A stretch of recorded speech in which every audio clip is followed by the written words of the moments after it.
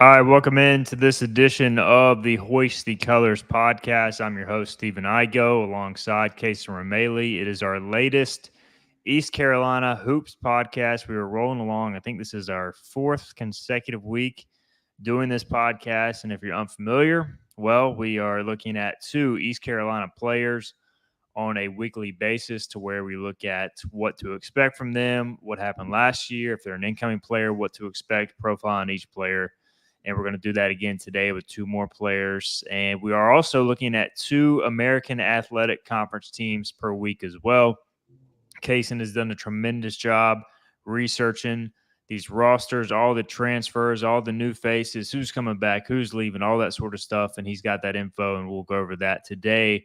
We will focus on Wichita State and Texas San Antonio as well, a new team to the American, as well as a team that has been a power at times in Wichita State, but has been down in recent years and has a new coach. We'll get into that conversation towards the second half of our show. We're going to profile RJ Felton, who is one of the team's leading returning scorers. Here in a little bit, we're also going to talk about what to expect from freshman to Corey Faison. But Cason, let's start with the big news. Hoist the Colors. We broke it last week, I believe last Friday. It came out that Mark Adams, the former Texas Tech head coach, one of the most successful head coaches really in college basketball across all levels of college basketball over the last number of decades.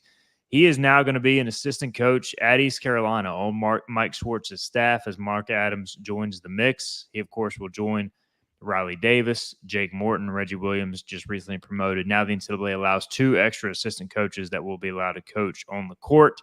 So Adams will fulfill that role for ECU. So, he had the departure at Texas Tech, which people can read about. I've told ECU did its due diligence in hiring him, looked into the process heavily, felt extremely comfortable hiring him.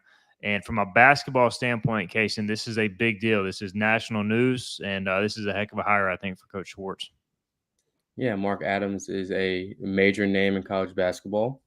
This is major news for ECU because he is a great defensive mind, and all the teams that he's been a part of have been great defensive teams. And Schwartz is a defensive minded coach. And I think this is just going to build this staff. And with him as a coach, and we have a fairly young team, the development that he's going to impact on those players is going to be huge for this team. And I also think that because Mark Adams being on this team is going to bring some more media attention and spotlight to this team as well.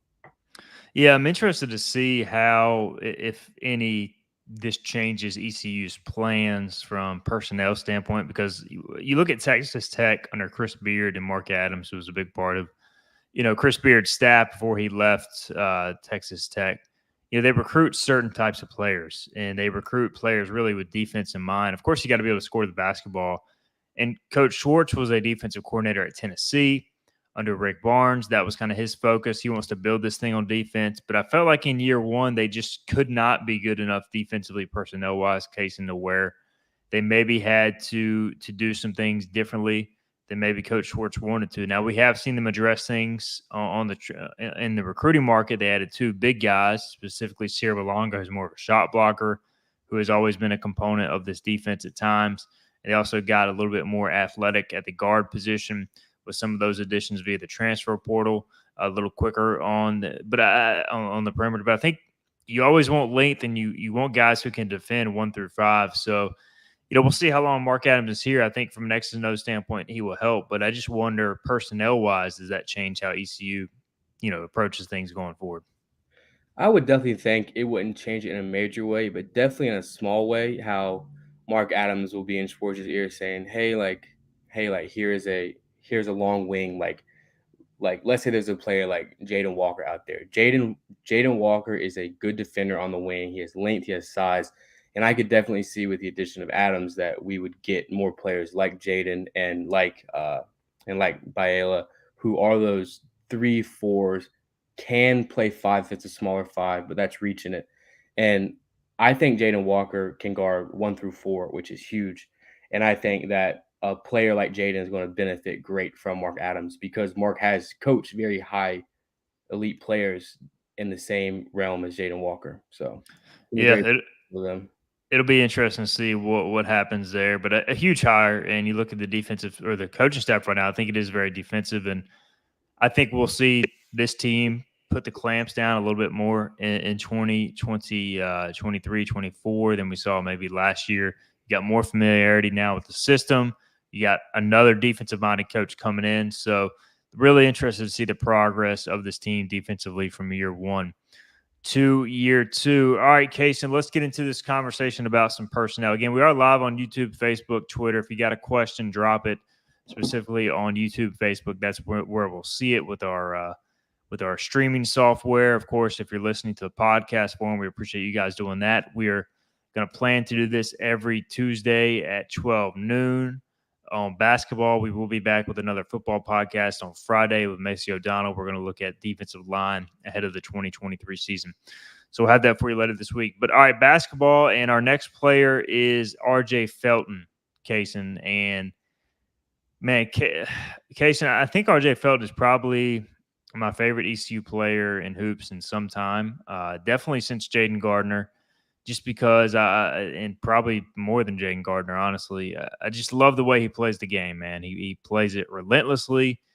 The guy, even if he was hurt, like at times last year, he would be hopping around on one leg due to cramps or a knee injury, and he just gives it his all. And I put, this title of the show, basically why RJ Felton is the heartbeat of this ECU basketball team, because I just feel like even at times when ECU didn't have a point guard last year, even when they weren't playing their best, RJ Felton always was giving his all. Even if he wasn't shooting the ball well, he found ways to impact the game, whether it be second chance points, rebounds, defense, steals. He just does it all, and I just love watching him play. And going into year three now, I really feel like he has created kind of an early legacy for himself at ECU. I think fans really identify with him, really love watching him play. Just your thoughts on RJ Felton being the heartbeat of this basketball team. He's a really good team. He plays hard, he plays scrappy, and he plays with intent and also intent. And I also think one of my favorite things about him is he's a guard that crashes the glass and rebounds very, very well at a high level. And that is crucial for guards in college basketball because they need to rebound. And I think that RJ at times can be all gas, no brakes sometimes. But I think this past year there were some times where you would see him kind of let up, let the offense develop, let people catch up. And I think it's only going to get bigger for him and better for him. And RJ Felton is going to get his shots. RJ Felton is going to get his spot. And I think the development of him through the last 2 years has been crucial. And he's just going to get better. He has improved his jump shot immensely. And there were times this year where he would shoot, and I was like, I don't know about that one, but it would go in. And I'm like, wow. So I definitely think he is probably one of the most important players on this team, if not the most important player on this team. 6'3", 209. He plays a lot bigger than that. I mean, he's a guy who can guard, again, 1 through 4, too, depending on the matchups, Cason. And at times he played the 4 last year. He could play the 4 this year because he's so physical. He looks like an outside linebacker that should be playing like on the football team. He can jump out the gym. He throws down dunks. He makes crazy block shots. And, again, just leaves it all on the line. Like, when a guy is like, cramping, going out of the game, coming back in, cramping, going out, going back in. Like, I mean, he does it all. And I think ECU fans will always appreciate someone like that. Again, going into year 3, and I just, regardless of what position he plays, he's got to be on the floor because he is, to me, he makes this team go. I think he's going to make it go, regardless of what Bobby Pettiford does, regardless of if Cam Hayes plays or how good some of these freshmen are. We talk a lot about Ezra Asar, rightfully so. I think he's got the highest upside on the team. But I think RJ, along with Brandon Johnson, are really kind of the key cogs you have to have in this lineup to really get to where you want to go. And let's look at the numbers from RJ Cason. So as a freshman, again, credit first off to Joe Dooley. He was the one who recruited RJ. And, much like Brandon Johnson, found this guy, little under the radar recruit. He had some interest from South Carolina, some other schools, but nobody really pulled the trigger on him. ECU did. They got him out of Aiken High School in South Carolina. As a freshman, he played a part-time role, 25 games, 5 starts, 16.7 minutes per game. He shot 35.6% from the field. He shot only 26.3% on 57 attempts from three-point range. Shot only 55.2% from the free throw line. Rebounded just 1.6 rebounds per game. 17 assists to 21 turnovers, 2 blocks, 10 steals, just 5.1 points per game. So it's, a decent freshman year. But we've talked so much about player development, Cason, and with RJ, outside of Brandon Johnson, outside of Javon Small, RJ made the biggest jump year over year. As Destry Edge, RJ comes to work every game. Yes, he does. Last year, 32 starts. His minutes doubled. He went from 16 to 32 a game. He improved his shooting percentage from the field from 35 to 39%. He shot 196 threes and improved his three-point percentage from 26% to 32.7%. He improved his free throw shooting from 55% to 77.2%. He improved his rebounding from 1.6 a game to 4.5 a game. And then he had more assists, 52 assists to 48 turnovers. And then 14 blocks over 2 blocks the year before, 31 steals over 10 steals. So just growth across the board, Cason, and really special year from RJ as a sophomore. 100%. And I would say the one thing that is not the prettiest stat is his three-point percentage at 32%. That's not outstanding, but it's not bad. But I also think that something to note is how his freshman year he had 57 attempts. Last year he had 196. And at 32%, I mean, in my opinion, he's a better shooter than that, because if you look at his splits by games, when he was hot, he was hot. Like versus Campbell, he was 7 for 10 from 3. He was 3 for 5 at Tulane. There are many games where when he's shooting it well, he's going to score over 20 points a game. He's going to shoot it at a very high clip. And I think that 3-point percentage is just going to improve. And I also think that 3-point attempts is going to go up as well because of that confidence. But jumping from 57 attempts to 196 is a major leap in confidence and also opportunity. And the biggest thing, trust from the coaching staff that they have for him to take those shots. And that's huge. Yeah, I don't think Schwartz is ever going to give RJ the red light, because I feel like he earns it with this play. And look, there were, not all 196 3-point shot attempts were good last year. I'm sure you could, I don't have the numbers in front of me, but I'm sure you could pull out 15 to 20 that were not ill-advised, but maybe not the best shot selection. And, again, first year as a full-time starter. And at times, Brandon Johnson would be out of the lineup due to foul trouble. Javon Small, of course, had the injury. So, there were times, Cason, RJ was essentially the only offense. So, there were times he had to shoot. I'm looking at here. He shot 11 versus Temple, 11 against Wichita, 11 versus Tulsa, 10 against South Florida. There were times he basically had to shoot that much because nobody else was shooting the ball. And so I do wonder, and I do think we will see a better percentage this year. I just wonder maybe you have a little bit more balance in your 3-point attempts, because I think he did lead the team above Brandon Johnson last year in tray attempts. Yeah, I think so. And also, even when he's not shooting it well, I can't remember off the top of my head what he did, but I remember Cincinnati on February 15th, the first game after Jeff Charles' passing. He was a major part of that game, and he was 5 for 19 from the floor, 15 points. Do you remember what happened? Didn't he make a great steal or block at the very end of that game to kind of seal it? Yeah, he made that play where I want to say he made a couple nice plays. I think he made a ridiculous defensive play at one time. Yeah. And then he made that play where they threw it, out of bounds, and he went flying out of bounds and kind of saved it late in the game. And everybody was like, Jeff Charles played a role in that play because it was so magical. But that just shows you the freak stuff RJ can do, man. He is a special talent. He can jump out of the gym. And the other thing, too, of this is he's playing, starting on February 1st, 34 minutes at USF, 40 minutes against SMU. That's the entire game. 37 that night against Cincinnati, 35 at SMU, 39 in a win at Tulsa, 35, 36, 37, only 24 at UCF, but that's because he was hurt in that second half. 40 against South Florida coming off that injury, just showing you what he has in the conference tournament, and then 35 against Houston. So the guy is just a warrior.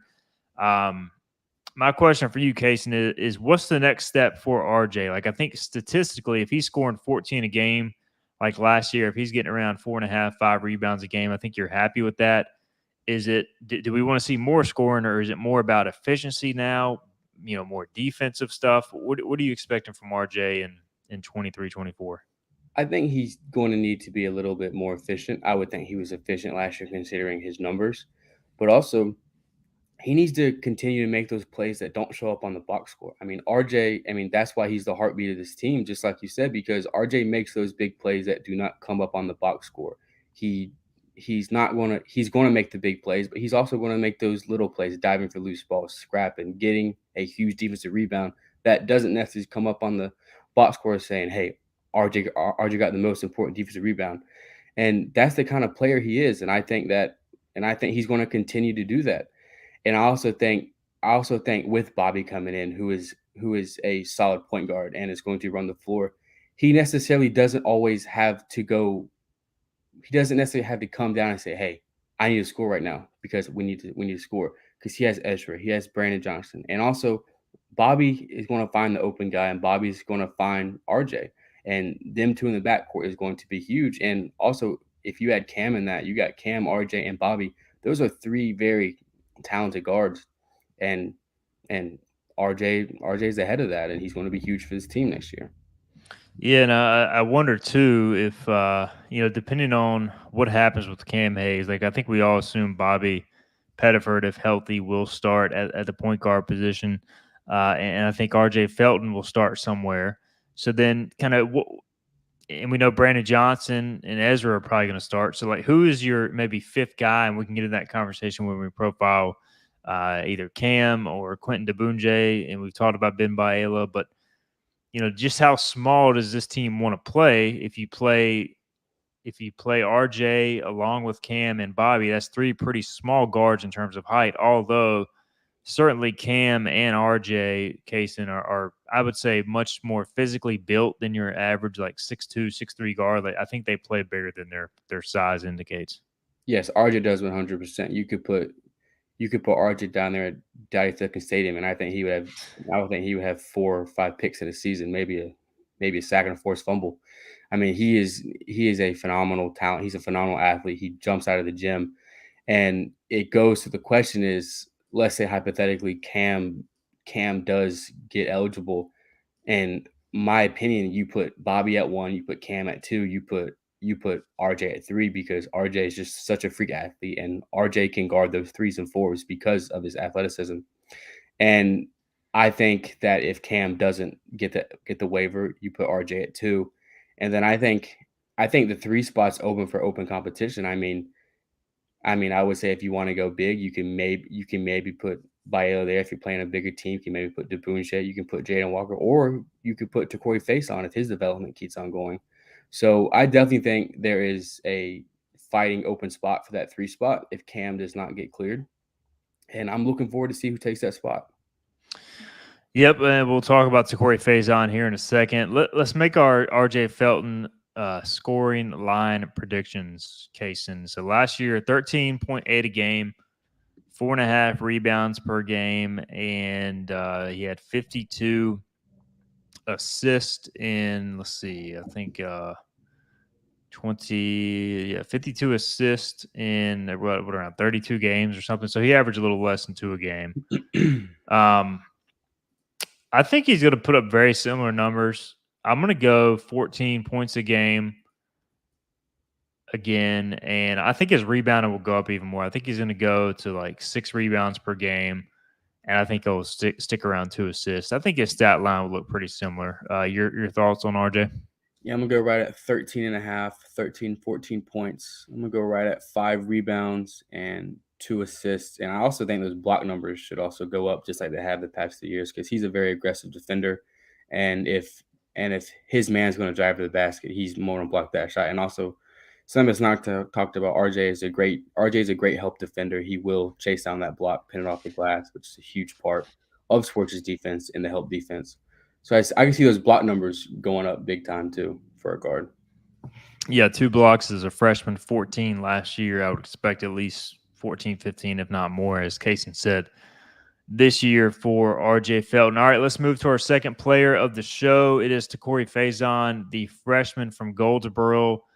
And, we both continue to hear a lot of good things about Takori. Listed officially at 6'5", 224, just a big physical guard, almost built, kind of a wing type, but he's built almost like a tight end. Like he's got thick legs, wide upper frame. If you haven't seen him in person, like he looks even bigger than what he's listed as. He's physical. Another guy who can jump out of the gym, who can shoot the ball. He's got a pretty pure stroke from 3-point range. So, and a guy that just wasn't recruited highly enough, I don't think. I mean, I think Takori's got a chance to be maybe the best player in this class, transfer or freshman. And again, he is a freshman, so he's got a ways to go. I'm not going to say he's going to go out there and score 20 a game right away, but I think in time he can be a very special player. Expectations year one, what are they, Cason? What are fair expectations for Takori? It is kind of interesting that he's not really highly recruited, but I feel like we kind of are expecting him to perform pretty well right away. Yeah, in my opinion, I have high expectations for him because coming in, what I don't understand is how he did not get the looks that he deserved. I remember in November, October, I got a call from one of my former trainers, Drew Phillips. Shout out Drew Phillips. He called me and said, "Hey, have you heard about this kid, Takori Faison?" I was like, "No, who is that?" He goes to Goldsboro. He's a killer. He can shoot the ball. He's an athletic freak. And I was like, "No, I've not heard him." So then I looked him up. I watched a couple videos, and holy cow, this kid can jump out the gym. He's a heck of an athlete. And then, but it also goes into how many minutes is he going to get? Because I think I could see him in 1 or 2 years being a vocal point of this team because of his athleticism, and his ceiling is high because all the stuff that we've heard about him. But I think that, in my opinion, that he should get 10 to 15 minutes a game, if not more. And I think that if someone goes down, he has the capability of stepping up and growing in that role. So I think that his development is going to be crucial for this team.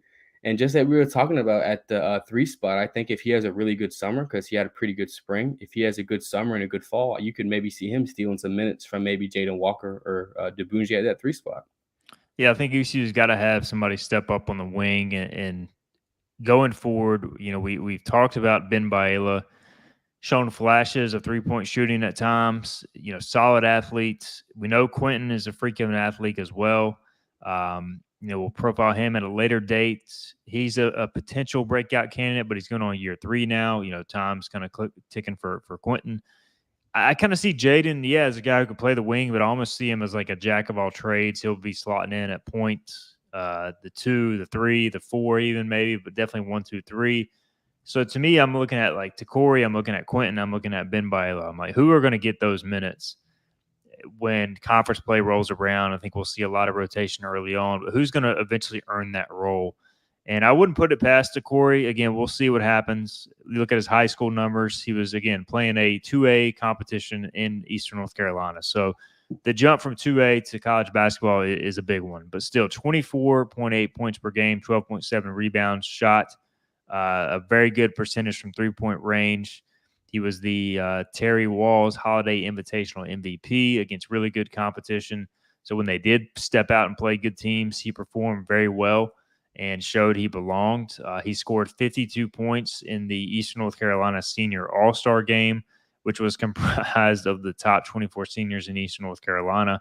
And that 52-point effort set the all-time All-Star Game scoring record. So the guy can score. The biggest challenge for him is defensively, like learning the system. Also, watching his tape, he's got to work on his footwork defensively and how to position himself better.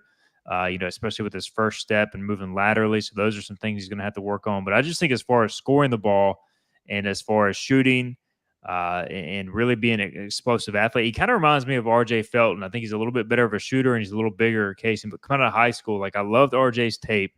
I just thought he was very raw, and I think Takori's the same way. Not highly recruited. Yeah, I think Takori's very raw as well. And yeah. I also think a major thing that's going to help in his development is how overlooked he was. And I think that's going to play a big part in, hey, like I'm going to prove myself and prove to everybody that I'm one of the best players in my class. And I mean, it blows my mind that he put up those numbers and had some buzz. And look at the state of North Carolina for basketball. It's arguably the best state in college basketball. And I mean, he may have got some looks, but no serious interest from the big time schools, and not even the big time schools. Schools like Wilmington, schools like App, schools like them. And I mean, it just blows my mind that he did not get that attention. And I also think that what is going to happen, in my opinion, I think it'll happen just like it happened with Ezra. He's going to have a breakout year soon, and everyone's going to come calling. And yeah. I mean, I think, and the other thing too is ECU. I know they saw him multiple times, and then once they saw him, they went and they watched him practice. They sent the entire coaching staff over there. They sent the staff back to watch him play. So they watched him probably 5-6 times before really saying, "Hey, all right, we're not going to let this kid escape Eastern North Carolina." And they did their due diligence and got him. And I know that they're extremely happy to have Corey in the program. So yeah, I'm not going to set the bar up so high because at the end of the day, he's a freshman. But I expect him to play this year. I think what you're saying is right. Maybe we see a similar path from what we saw from Ezra last year to Corey this year in terms of, getting your feet wet early. Then by the end of the year, you're playing a bigger role. So let's make our stat predictions for Corey. I'm going, I think he's going to end the year averaging 6 points a game, 4 rebounds a game, and an assist per game. So pretty solid numbers for a freshman. And it wouldn't surprise me if he surpassed them, but that's what I'm going with. Your thoughts, Cason? Yeah, I'm gonna go right at 4.5, 5 points a game, maybe about 3 rebounds a game, and maybe an assist a game. But I also think, just like you said, a major talking point for him is going to be improving defensively. And we know with this team, if you know how to play defense, you're going to get minutes on the floor. That's a major point of Scorch's philosophies, and also especially with Adams coming in. If you want to play, you got to know how to play defense and play it well. So I think that if he can play defense at a high level, he will get his minutes increase, and those numbers will go up all around. Yeah, we saw it last year with Quentin. Like, if you struggle defensively and you don't buy in, you're not going to play maybe the minutes you want to play. So that'll be the biggest challenge for Corey. And I think, hopefully by conference play towards the end of non-conference, we start to see him take off in that regard. So really excited about Corey, though. And really all these newcomers, I think they all have a chance to help the Pirates moving forward. All right, let's transition, Cason, to our opponent's AAC previews, and you've done a tremendous job with your research here, and once again have outdone yourself with these notes you just sent me. And nobody has studied UTSA basketball outside of the San Antonio market than Cason Remaley. He's got the scoop on what to expect from the Roadrunners, who I'm excited about joining the program and joining the conference as a football program, but as a basketball team, it's been a struggle. And take us through some of your notes, then we'll kind of have a discussion on the Roadrunners. Well, this team is not very good. They're not a very great historic program. Last year, they were 10-22 with a 4-16 conference record. Their head coach is Steve Henson, who is a great college basketball player. He is Kansas State's all-time assist leader. He played in 238 NBA games. But I'm saying this because he was a great player, and just because you're a great player, in my opinion, doesn't make you a great coach. That's no slight, because I know it's hard to be a coach. And then he started his coaching career right after he ended his NBA stint. He was with Illinois for a year, then with the Hawks, the Atlanta Hawks, for 2 years. He was a South Florida assistant for a year, and then he was at UNLV for a while, for 7 years as an assistant. And then he was at Oklahoma for 5 years, and then he took his first head coaching job at UTSA in 2016. And his years there have not been great at all. He just has 3 years over 500. His first year at UTSA in 2016, they were 14-19. And next year in 2017, they were 20-15. In 2018, they were 17-15. 2019, 13-19. 2020, 15-11. And then the last 2 years, they were 10-22 and 10. Yeah, they're both 10-22 in those years. And that's just not great. He has an overall conference record of 95-109, which is not good at all. And considering what college basketball has been the past couple of years, it blows my mind that he's still a head coach there because, I mean, I think if you want a good head coach, you can go out and get a head coach, especially UTSA, who does have money in their athletic program. But it also begs the question of how much how much do they, this doesn't sound bad, but is basketball focused for their athletic program? Yeah, I mean, that's a good point because I feel like talking to some of their UTSA writers since joining the league is, hey, we're in a good position financially and we're supporting the football program, but the rest of the sports are a major question mark, especially basketball. It honestly sounds a lot like East Carolina, especially ECU, of when they first joined the American. I think ECU has started to take basketball a lot more seriously, especially since John Gilbert got the job, and I think they've invested more in the program. But I think UTSA right now has to make a decision. And the start of his tenure wasn't bad, Cason, like you mentioned some of those early years, but the last 2 years, 10-22, 10-21, and we'll get into the conversation of what this team is going to look like in this coming year. I mean, basically, they're starting over again, and the guy is entering year 8. And we're not as privy to as much information as if we lived in San Antonio, but just on paper, it kind of makes you scratch your head where a lot of coaches are getting 2, 3, 4 years, and if you're not winning by then, you're out the door. But it appears UTSA is going to at least give them one more shot, and they're going to do it with basically a brand new roster. I mean, everybody from last year's team just about is leaving, and I mean, I think you have it here as 7, 8 guys haven't transferred out. Yes, and when I was looking at this, doing my research, and man, for some of these teams' research, man, I'm going in rabbit holes, man. I'm going in wormholes to find this stuff. I am in Twitter wormholes like crazy trying to find this stuff. And one thing that I saw was their season ended early, of course, because they did not go far in March. And by the second week of March, in a span of 24 to 48 hours, they had 8 kids on their team transfer.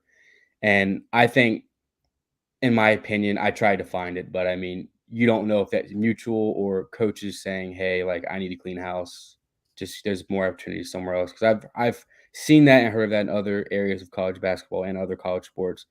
So they had many transfers. I mean, they only returned one major contributor, and that was Christian Tucker, who just scored 5 points a game. I mean, all of their transfers were the major parts of their team. They lost four double digit scores.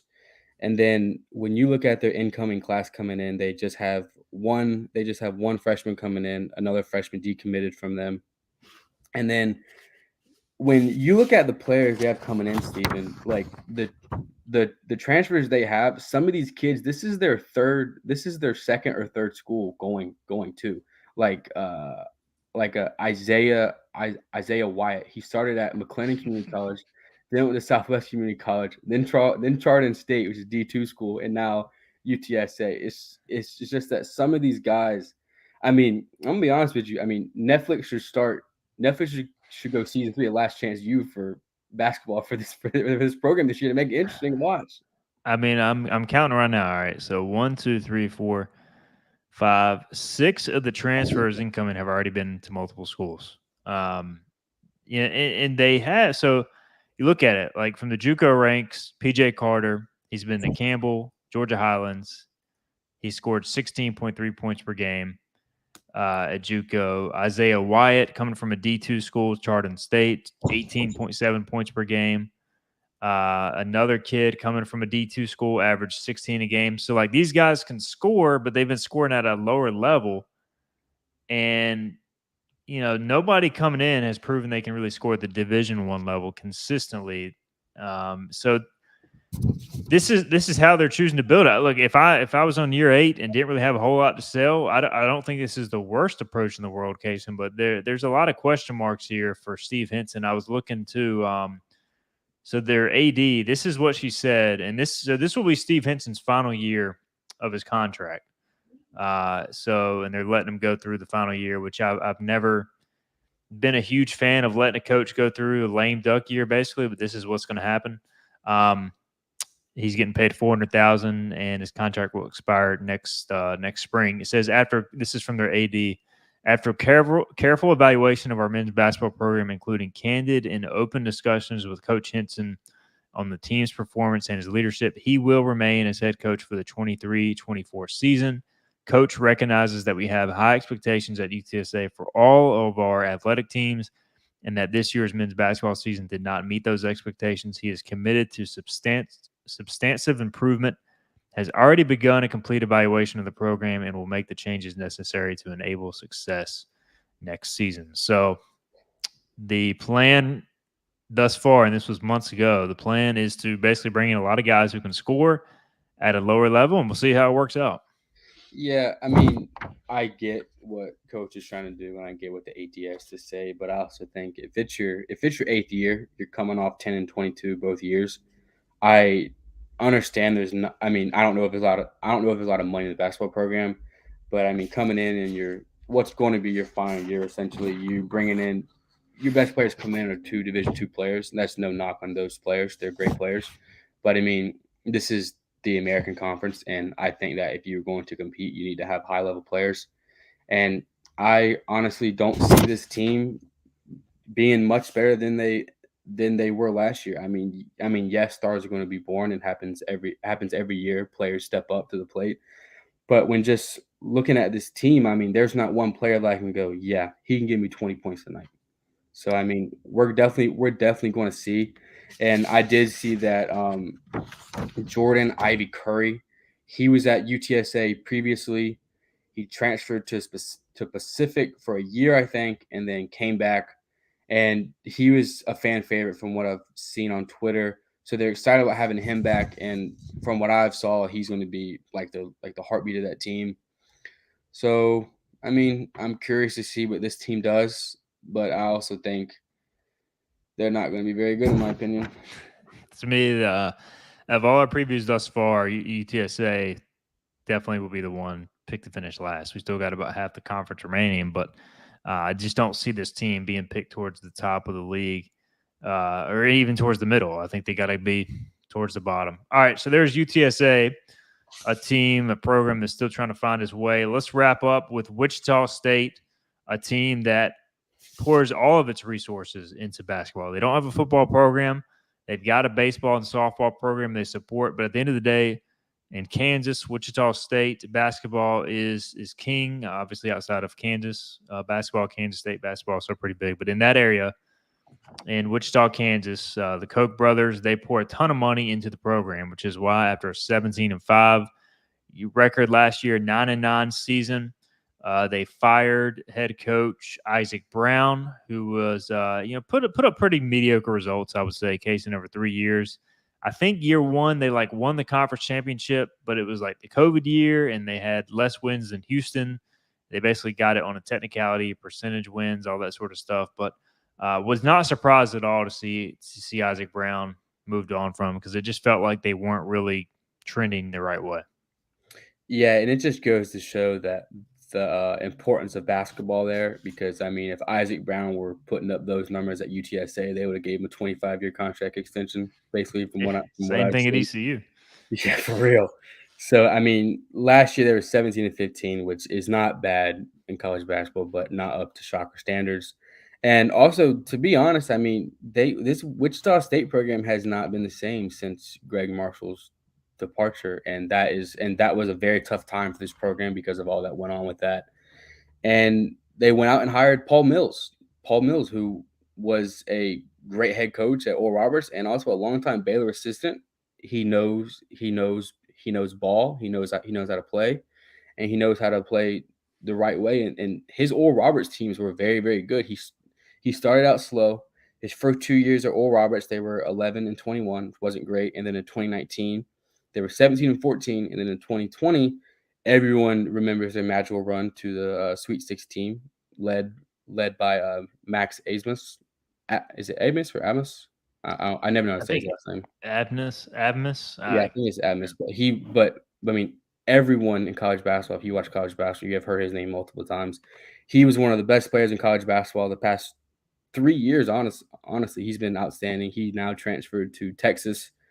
Many people thought he was going to transfer to Wichita State because to follow Mills, and I'm glad he did not do that because I do not want him in the American Conference.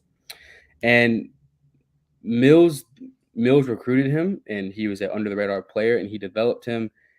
And Mills is a great coach, and I think he's definitely has the capability to turn this program around. And your thoughts on Mills?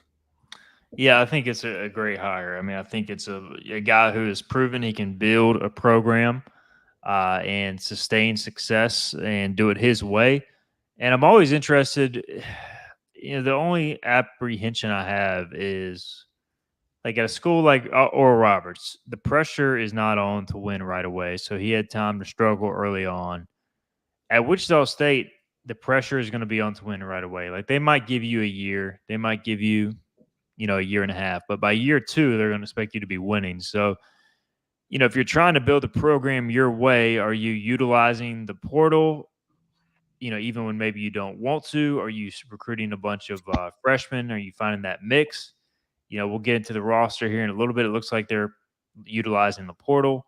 They do have a decent returning core as well, with some guys coming back. They still got some scholarships left to utilize as well. So overall, it seems like maybe Paul Mills is still trying to figure out how exactly he wants to build the program there. But just the difference is obviously your pay goes up, which is big as a coach. That's why you make these moves. But the pressure to win does too. And Wichita State expects to win. They expect to be in the NCAA tournament, basically, if not every year, every other year. It's been a long drought for them, and interested to see how he handles the expectations. But I think it's a great hire. You mentioned the Baylor ties. Obviously, Baylor's been an elite program for years now. So I think he'll do a good job there as long as he gets the time needed. Yeah, I definitely think that this is, but I mean, it comes with every coach coming from a smaller school into a bigger program. And I think that out of the candidates that were available for this job, I think Mills was definitely at the top of this list. And I think Wichita State chose the right guy right now. I mean, we might be having a different conversation in 1 or 2 years, but just like you said, I would definitely say they're going to give him a year of leeway. And let's say they're not as good this year. Let's say they're right at 15 and 15, 16, 16, something like that. I think they're going to be fine with that. But I definitely think in year two, they're definitely going to expect a major jump from them. And also in college basketball, that should happen because of how the portal is now. You can get a whole new 12 in 2 weeks in March and April if you really want to. That's just how it is. And they did lose some pieces, but that also comes with a new head coach. When there's a new head coach coming, most of the time transfers will happen because they want to stick with their guy, their coach. And they lost Jaquan Walton, who transferred to UCF, who picked up another in-conference transfer, just like me and Steven talked about, how UCF's always going to scrape the bottom of the barrel and get all the leftovers players. And then Craig Porter Jr. is with the Cleveland Cavaliers. He was in the NBA. Now he also had a good summer league, just a little bit right there. Uh, Jaron Pierre, I was looking at him. He's still in the portal. I could not find where he went.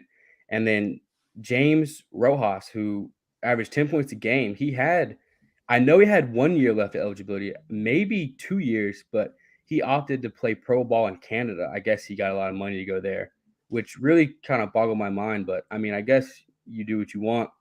And then Melvin Flanagan, portal, and then no other real major contributors after that.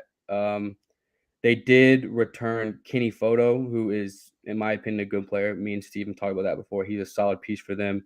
And then they also have Colby Rogers, who sat out last year due to transfer rules, who scored 14 points a game 2 years ago at Siena with 43% from three.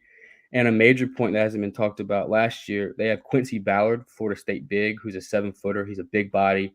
He was injured the latter part of last year, but in one of the games early in the season, he had 20 and 20. And then this team's going to have good bigs. Your thoughts on returning and loss before we get into the portal? Yeah, I really like Kenny Poto. I mean, there were times last year he looked like one of the big or best bigs in the conference. I think Rogers is going to go from a guy who didn't play at all last year, obviously due to transfer rules, to being one of the best 3-point shooters in the league. I mean, 43% from three is a sharp percentage, Siena or not. So, looking forward to seeing what he can do. I do think when they didn't have Craig Porter last year, they really struggled as a team. And so I think without him and with Flanagan, who was their backup point guard moving on, Shama Scott's hit some threes versus ECU, so he can shoot the ball. Walton was a key player for them. So again, they got a ton to replace, and we'll talk about the portal coming in. I found this note while we were talking. By the way, you mentioned Jerron Pierre. Just Twitter searched his name. 15 hours ago, it was announced he has committed to Langston University, which is an NAIA program, after averaging 10.6 points per game last year. He also played at Southern Miss. So what I found out is basically he's a second-time transfer, so he's not expecting to be eligible at the Division I level. So he's going to NAIA to play a year, Cason, and then we'll be back for I guess his final year of eligibility if he's got one. But yeah, why leave Wichita State if you're averaging 10 a game to go play NAIA basketball? He must not either that or he must not like Paul Mills, or Paul Mills told him kick rocks. I mean, that's the only two things I can come up with. I mean, but why would you not want a 10, 11 point a game score to come back? I just don't understand that. But it is crazy. 15 hours ago, I did this research 16 hours ago. Should have researched 1 hour longer. Hey, you're doing a great job, so no worries. But I mentioned too, Rojas is also a big loss. He was a beast last year. So, you're talking about essentially a whole starting lineup outside of Kenny Poto. But Wichita, they're always going to have talent. They have money. They can buy talent. And you interesting. We just talked about UTSA. One of their best players is going from UTSA to Wichita. So give us a rundown of transfers. So they got the best player in their transfer class was Jacob Germany, who was UTSA's leading scorer 2 years ago with 15 points a game, right at 15, 16 points a game, and right at 8 rebounds. So he is a double double night in and night out. I expect those numbers to go up this year from 12.3 last year and 8.3 rebounds. He'll be a major part of that team. And also Harlan Beverly from Miami, who I think is going to be a major part for this team. He averaged 3.5 points per game last year, 1.2 assists, 1.2 rebounds for Miami last year. And when he was on the floor, he was a major part for this team. But also, I put him in that kind of Bobby Pettiford situation where he's a good player, but is getting held back because of the backup of guards. Because Beverly was not going to play ahead of Jordan Miller, who is a NBA talent, Isaiah Wong, NBA talent, Nigel Pack, NBA talent. So he got kind of backed up in that. And when there was I think it was in the ACC tournament, I think Miller went down for a game, and Beverly really stepped up in that game because I mean I was there watching it, and he'll be a great player for them. And then they got Ronnie DeGray from Missouri, 17 games played last year, but in his freshman or sophomore year at Missouri, he averaged 8.7 points a game. He battled an injury last year. He'll be a solid player. And then they got Bijan Cortez from Oklahoma. He's a point guard. I watched him play a couple times. He is a solid point guard, solid ball handler, but he's not so much a threat to score. And also, when going through this team, I don't see a point guard that I'm like, wow, he could go out and give me 15, 20 points a game. But with this team, their strength is going to be their bigs. Like I said, they had Quincy Ballard, the 7-footer from Florida State. And then you pair him with Jacob Germany, who's 6'11". I mean, if you put Quincy Ballard at the 5 or 7 foot, and then Germany at 4, I mean that is a big team. And then Poto, who's got great size too at 3. This will be a big team. But also, just like I said, I don't understand where the guard production is going to come from. I don't see it on my notes. I was looking for it. So if they can get good guard production, this team will be pretty good. Yeah, it looks like the question mark on paper. It looks like kind of a, they're going to expect maybe this Cortez kid from Oklahoma or one of the young guys coming back to potentially step up, like Xavier Bell, a combo guard coming out of high school. Maybe he plays a bigger role, but we'll see. I think they'll have talent. They always seem to have bigs, and maybe they can develop a guard somewhere. And this is why you add a couple of bigs to the roster for ECU, basically for when you play Wichita State, because you got to have somebody that can at least get in there and bump and grind with these big dudes, because they are they always have guys in the paint, man, and it looks like this year will be no different. I guess they grow them different in Kansas. I don't know, or just recruit them different in Kansas. Well, where would you kind of project as we wrap up here Wichita in the preseason poll, middle of the conference. I mean, is that fair? Middle half, middle top half. I think they'll be pretty good, but they are kind of hard to predict. I guess every team's hard to predict in this era of college basketball. I definitely think that for a first-year head coach, no matter the situation, there's going to be some bumps in the road. There are going to be some bumps in the road early. They're going to have to find their identity towards the latter end of the non-conference. I am curious to see the non-conference because if it's very challenging, it could really hurt this team. Just like we talked about a couple weeks ago with SMU, they had a brutal non-conference and it really hurt them in their development. And I mean, just like I said, I mean, they have great size, they have great bigs, but the guards, I don't know where they're going to be with that. And I could see this team being middle of the conference, just like they were last year, around 9-9 in the conference, 8-10, somewhere around there. I mean, this team is going to beat the UTSA's, the bottom of the conference, but when it comes to their games against FAU, Memphis, games like that, I definitely think they have the capability to win those games. It's just that sometimes talent in college basketball is so spread out, you don't know what's necessarily going to happen.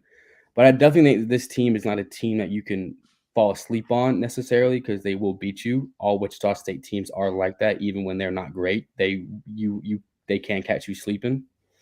So I mean, I would put him at middle of the conference. I'd put him at 9-9, similar last year, but I could see him a little bit worse because it's a new head coach, new system, new everything. It takes a while for things to click. I'm not too high on this team, but I'm not too low on them as well. Sounds very middle of the pack ish. And I think, the more we do this, the more I'm expecting a lot of teams to be similar. Like I see Wichita, kind of Rice, some of these teams in a similar standing in the middle of the pack. And even ECU, I think you would throw ECU in the middle of that pack. And if I had to pick ECU versus Wichita State right now in July, which I'm not, thankfully, because there's still a lot of moving parts, I would probably pick them to split, just like last year. ECU won on the road at Wichita State last year. How about that? That still blows my mind a little bit. So that was a big win for Coach Schwartz, first time ever, and we'll see if they can do it again in 2023-24. Well, Cason, we learned a lot about the Shockers. We learned a lot about UTSA, and we're getting closer. I think we've done now 8 teams of the 14. And also some major cleanup news. When we did the Memphis preview, I did say that from people I've talked to that when Javon Quinterly entered the portal, he would go to Memphis. He did commit this past week to Memphis. He was at Villanova his freshman year, then Alabama 2 years. He did tear his ACL.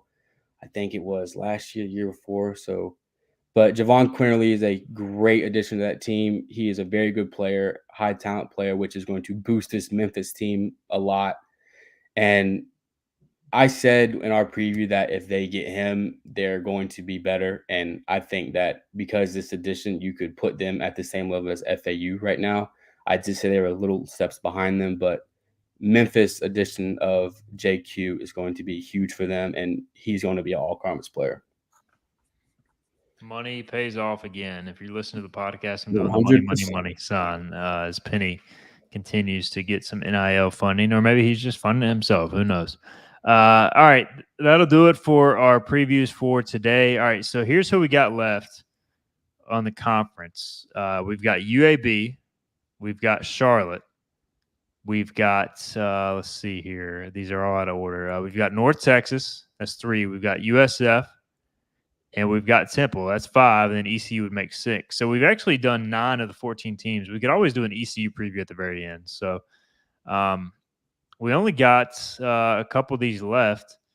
And so how about next week we go – you want to go UAB and let's go let's go North Texas next week because I was doing some research and they're gonna be a sneaky team that's gonna creep up on a lot of people. So let's go North Texas and Temple next week then. Okay. Temple is another team that's been a basketball traditional power, but just has not been able to put things together. And obviously with Damian Dunn heading out and Battle going to Arkansas. And Aaron McKee. He's no longer the head coach there, right? So, Off the top of my head, no, I don't know. He is gone. Their head coach is now Adam Fisher. So, who was the Penn State associate head coach previously. So, we'll have a lot to discuss there. And then player-wise, let's go Quentin DeBoonjay, and we will also round out let's go Callum Richard. We'll round out the freshman. We got to save Cam Hayes for as long as possible, although the more this goes on, the less I'm expecting him to be eligible based on everything we're hearing. If guys are transferring to NAIA schools as multi-time transfers, it's not looking good. But we'll address that when we get there. Either way, he's got 2 years of eligibility left, whether he plays this year or sits out. So that's a positive. But all right, Cason. Well, we went about an hour talking basketball in July, and we're effectively killing time. And like I texted you last week, I don't know who's enjoying this podcast, but I know I am. I know you are. And honestly, this has been fun, and I'm looking forward to continuing it. And once we get through all the players and opposing teams, it'll be that much closer to football season, and we'll find something else to talk about with basketball as well. 100%. I cannot wait till college basketball. And the next thing we're waiting on is the non-conference schedule to come out, and that is going to be exciting as well. Will it, though? And I love college basketball. So even if we got 18 MEAC schools there, I'm still going to be excited. That's true. That should come out in August, and then once that comes out, we can always do a some sort of conference or some sort of schedule breakdown. Looking into that, so that'll be fun. All right, he is Cason Remaley. I'm Stephen Igoe. This has been the Hoist the Colours basketball podcast. We'll be back with you on the football podcast Friday as Macy O'Donnell joins me to talk defensive line, and then we'll be back with you next Tuesday at 12 noon is the plan. We'll let you know if something changes, but we'll talk to you next week with our latest off-season basketball podcast. Hope you guys enjoyed it. We'll talk to you next time.